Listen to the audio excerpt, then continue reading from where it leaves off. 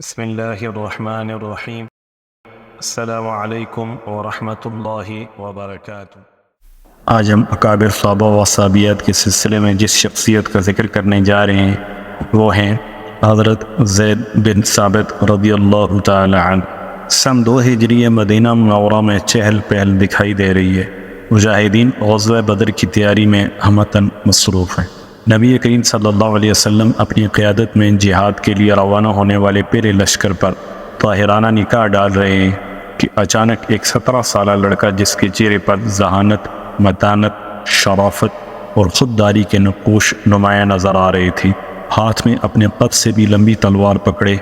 رسول اللہ صلی اللہ علیہ وسلم کے قریب آیا اور عرض کی، یا رسول اللہ، میں آپ پر قربان جاؤں، مجھے اپنے ساتھ لے لیجئے تاکہ میں آپ کے جھنڈے تلے جہاد کی سعادت حاصل کر سکوں۔ رسول کریم صلی اللہ علیہ وسلم نے اسے خوشی اور تعجب سے دیکھا اور اس کے کندھے پر محبت و شفقت بھرے انداز میں تھپکی دی، اس کے دل کو خوش کیا اور کم عمری کی بنا پر اسے واپس لوٹا دیا۔ یہ نوعمر لڑکا اپنی تلوار زمین پر گھسیٹتا ہوا اور غم کی تصویر بنا ہوا واپس لوٹا، کیونکہ وہ پہلے غزوے میں رسول کریم صلی اللہ علیہ وسلم کی رفاقت حاصل کرنے سے محروم ہو گیا تھا۔ اس کے پیچھے اس کی والدہ محترمہ نوار بنت مالک غم سے نڈھال واپس لوٹی، کیونکہ اس کے دل کی یہ تمنا تھی کہ میرا لختی جگر رسول اللہ صلی اللہ علیہ وسلم کے جھنڈے تلے مجاہدین کے شانہ بشانہ داد شجاعت دے اور یہ منظر دیکھ کر آنکھوں کو ٹھنڈک نصیب ہو۔ کاش آج اس کا باپ زندہ ہوتا تو ضرور رسول کریم صلی اللہ علیہ وسلم کی قیادت میں اس غزوہ میں شمولیت کی سعادت حاصل کرتا، لیکن جب اس انصاری بچے نے اپنی نوعمری کی بنا پر میدان جہاد میں رسول اقدس صلی اللہ علیہ وسلم سے قرب حاصل کرنے میں اپنی ناکامی دیکھی، اس کے ذہن میں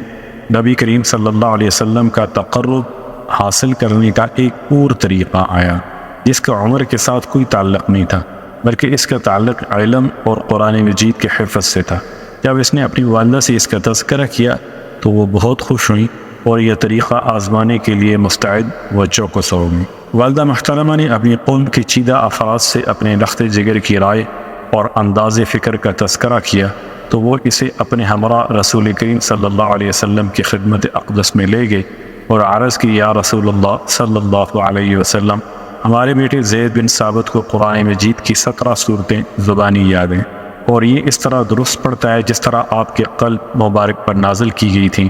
علاوہ ازیں یہ بڑا ذہین ہے اور لکھنا پڑھنا بڑی اچھی طرح جانتا ہے۔ ان خوبیوں کی وجہ سے وہ آپ کا قرب اور آپ کے دامن سے لپٹنا چاہتا ہے، آپ چاہیں تو اس سے سن لیں۔ رسول کریم صلی اللہ علیہ وسلم نے اس ہونہار لڑکے زید بن ثابت سے کچھ صورتیں سنی تو الفاظ کی عمدہ و درست ادائیگی اور خندہ پیشانی شیریں کلامی سے آپ بہت متاثر ہوئے۔ اس کے ہونٹوں پر قرآنی کلمات اس طرح چمکتے تھے جس طرح آسمان پر تارے چمکتے ہیں۔ اس کی تلاوت اپنے اندر بے پناہ جاذبیت رکھتی تھی۔ تلاوت کا ٹھہراؤ اس کے تر و تازہ حافظے، حسن، فہم و فراست پر دلالت کرتا تھا۔ رسول کریم صلی اللہ علیہ وسلم اس ہونہار بردے میں خوبیاں دیکھ کر بہت خوش ہوئے اور آپ کو زیادہ خوشی اس سے ہوئی کہ وہ عربی زبان عمدہ انداز میں لکھنا بھی جانتا ہے۔ نبی کریم صلی اللہ علیہ وسلم نے اس کی طرف محبت بھرے انداز سے دیکھا اور ارشاد فرمایا، اے زید، میرے لیے یہود کی زبان عبرانی لکھنا بھی سیکھو، مجھے ان پر اعتماد نہیں۔ انہوں نے کہا، یا رسول اللہ، میں حاضر ہوں۔ فوراً عبرانی زبان سیکھنا شروع کر دی اور تھوڑے عرصہ میں اس زبان میں مہارت حاصل کر لی۔ رسول اللہ صلی اللہ علیہ وسلم یہود کی طرف کوئی پیغام لکھ کر بھیجنا چاہتے تو جناب زید بن ثابت تحریر کرتے اور جب وہ کوئی خط بھیجتے تو یہ آپ کو پڑھ کر سناتے۔ پھر رسول اللہ صلی اللہ علیہ وسلم کے حکم کے مطابق عبران کی طرح سریانی زبان بھی سیکھ لی اور یہ نوجوان زید بن ثابت رسول اقدس صلی اللہ علیہ وسلم کی ترجمان بن گئے اور اس طرح انہیں آپ صلی اللہ علیہ وسلم کا قرب حاصل ہو۔ جب نبی کریم صلی اللہ علیہ وسلم کو حضرت زید کی متانت، ذہانت، امانت اور معاملہ فہمی پر مکمل اعتماد ہو گیا تو انہیں خدائی پیغام ضبط تحریر میں لانے کے لیے کاتب وحی کے اہم منصب پر فائز کر دیا گیا۔ جب قرآن مجید کی کوئی آیت آپ کے قلب مبارک پر نازل ہوتی تو حضرت زید کو بلاتے اور اسے لکھنے کا حکم دیتے تو وہ اسے لکھ دیتے۔ حضرت زید بن ثابت وقتاً فوقتاً رسول کریم صلی اللہ علیہ وسلم سے قرآنی تعلیمات حاصل کرتے اور اس طرح دن بدن ان کی دینی معلومات میں اضافہ ہونے لگا۔ اور وہ آپ کے ذہن مبارک سے تازہ ترین دینی احکامات سنتے، ان کی اسباب نزول معلوم کرتے، جس سے ان کے دل میں انوار ہدایت سے چمک پیدا ہونے لگی اور ان کی عقل اصلاح شریعت سے منور ہونے لگی، یہاں تک کہ یہ نوجوان قرآن مجید کا ماہر اور وصال رسول صلی اللہ علیہ وسلم کے بعد امت محمدیہ کے لیے مرجع اول بنا۔ حضرت صدیق اکبر رضی اللہ عنہ کے دور خلافت میں جن صحابہ کرام کو قرآن مجید جمع کرنے کا فرض سونپا گیا، ان میں یہ سر فہرست تھے۔ حضرت عثمان رضی اللہ عنہ کے دور خلافت میں جن صحابہ نے قرآن مجید کے متعدد نسخوں کو یکجا جمع کیا، ان میں بھی ان کی حیثیت نمایاں تھی۔ کیا اس سے بڑھ کر بھی کوئی مرتبہ ہو سکتا ہے جس کی کسی کو تمنا ہو؟ کیا اس سے بڑھ کر بھی کوئی مجدد و شرف ہو سکتا ہے جس کو حاصل کرنے کی کسی کو دلی تمنا ہو؟ قرآن مجید کی برکت سے حضرت زید بن ثابت رضی اللہ عنہ کے لیے ایسے کھٹک مراحل میں صحیح سمت اختیار کرنے کے راستے روشن ہو جاتے، جبکہ بڑے بڑے عقل مند حیران و پریشان ہو جایا کرتے تھے۔ ثقیفہ بن سعدہ میں جب رسول اقدس صلی اللہ علیہ وسلم کی خلافت میں اختلاف پیدا ہو گیا، مہاجرین نے کہا رسول کریم صلی اللہ علیہ وسلم کی خلافت کا حق ہمارا ہے، انصار میں سے چند ایک نے کہا خلافت کے حقدار ہم ہیں، اور بعض انصار کہنے لگے کہ ایک خلیفہ ہم میں سے ہو، ایک مہاجرین میں سے ہو، کیونکہ رسول اقدس صلی اللہ علیہ وسلم جب کبھی کسی علاقے میں مہاجرین میں سے اپنا کوئی نمائندہ بنا کر بھیجتے تو اس کے تعاون کے لیے ایک انصاری کو ساتھ ملا دیا کرتے تھے۔ قریب تھا کہ یہ فتنہ سنگین صورتحال اختیار کر جاتا، حالانکہ اللہ کے نبی صلی اللہ علیہ وسلم کفن میں ملبوس ان کے سامنے تھے، ابھی آپ کے جسد اطہر کو دفن نہیں کیا گیا تھا۔ اسے نازک ترین موقع پر ضروری تھا قرآن مجید کی برکت سے کوئی ایسی اچھوتی حیرت انگیز اور محتاط بات سامنے آئے جس سے یہ فتنہ فوری طور پر دب جائے۔ یہ بات حضرت زید بن ثابت انصاری رضی اللہ عنہ کی زبان مبارک سے نکلی جب انہوں نے اپنی قوم کی طرف دیکھا تو ارشاد فرمایا، اے خاندان انصار، رسول کریم صلی اللہ علیہ وسلم مہاجرین میں سے تھے، آپ کا خلیفہ بھی مہاجر ہوگا۔ ہم جس طرح رسول اللہ صلی اللہ علیہ وسلم کے انصار و مددگار تھے، اسی طرح ان خلیفہ کے بھی انصار و مددگار ہوں گے۔ پھر اپنا ہاتھ حضرت صدیق اکبر رضی اللہ عنہ کی طرف بڑھایا، بیعت کی اور فرمایا، یہ تمہارے خلیفہ ہیں، ان کی بیعت کرو۔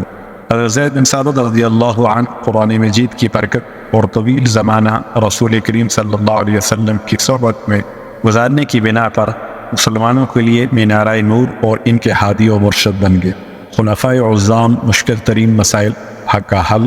کرنے میں ان سے مشورہ لیتے، عوام الناس فقہی مسائل میں ان سے فتویٰ لیتے، خاص طور پر وراثت کی تقسیم کے سلسلے میں ان سے زیادہ ماہر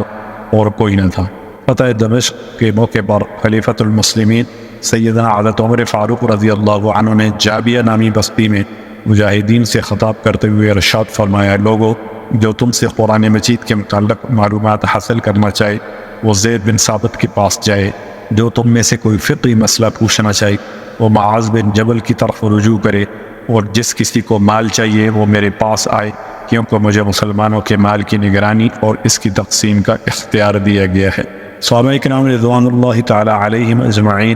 اور تابعین ذی وقار میں سے علم حاصل کرنے والوں نے حضرت زید بن ثابت کی صحیح معنوں میں قدر پہچانی اور علمی مرتبہ اور فضل و شرف کی بنا پر ان کی تعظیم بجا لائے۔ وہ حیرت انگیز منظر کا مشاہدہ کریں کہ علم کا بحر بے کنار حضرت عبداللہ ابن عباس حضرت زید بن ثابت کی تعظیماً سواری کی لگام پکڑے کھڑا ہے۔ حضرت زید بن ثابت نے کہا، رسول اقدس صلی اللہ علیہ وسلم کے چچا زاد بھائی، گھوڑے کی لگام چھوڑ دیجیے، مجھے شرمندہ نہ کیجیے۔ حضرت عبداللہ ابن عباس نے ارشاد فرمایا، ہمیں اسی طرح اپنے علماء کی عزت کرنے کا حکم دیا گیا ہے۔ حضرت زید بن ثابت نے حضرت عبداللہ ابن عباس سے کہا، مجھے اپنا ہاتھ تو دکھلائیے۔ انہوں نے اپنا ہاتھ ان کی طرف کیا تو انہوں نے اسے پکڑ کر چوم لیا اور فرمایا، ہمیں اپنے پیارے نبی صلی اللہ علیہ وسلم کے اہل بیت کے ساتھ اسی طرح محبت کرنے کا حکم دیا گیا ہے۔ حضرت زید بن ثابت اپنے رب کو پیارے ہوئے تو مسلمان زار و قطار ہوئے کہ آج علم کا خزانہ مٹی میں دفن ہو گیا۔ حضرت ابو ہریرہ رضی اللہ عنہ نے فرمایا، آج اس امت کا عالم دنیا سے کوچ کر گیا، کاش اللہ تعالیٰ عبداللہ ابن عباس کو اس کا نعم البدل بنا دے۔